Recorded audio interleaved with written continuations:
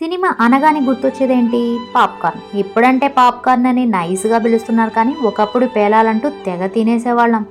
థియేటర్లలో సినిమా చూసేందుకు సినీ ప్రియులు ఆవురావురమంటూ మల్టీప్లెక్స్‌లపై దండయాత్రకు సిద్ధమవుతున్నారు కదా!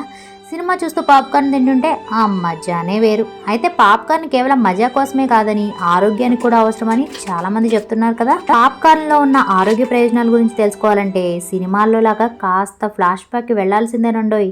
అమెరికాకు చెందిన నెబ్రాస్కా రాష్ట్రంలో ఒక ప్రధాన నగరం ఒమాహా అంట.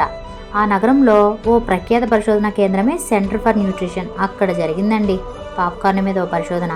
ఆ పరిశోధనలో వెల్లడైన విషయాలు ఏంటో తెలిస్తే వెంటనే మీరు సినిమాకి వెళ్లాల్సిందే అని పట్టుబడతారు. ఒకవేళ సినిమాకి వెళ్ళడం కుదరకపోయినా కనీసం ఇంట్లోనైనా పాప్కార్న్ చేసుకొని మరీ తింటారు. ఎందుకంటారా? రోజు పాప్కార్న్ తినేవారికి, ప్రాసెస్ చేయని ముడి ధాన్యాలు తినేవారికి కలిగిన ఆరోగ్య ప్రయోజనాలే వస్తాయంట. పేలాల విషయంలో ఇంకా బలంగా పేలిపోయిన వార్త ఏంటో తెలుసా? పాప్కార్న్ కు సాధారణంగా పొట్టు తీయని ధాన్యాలే వాడతారు.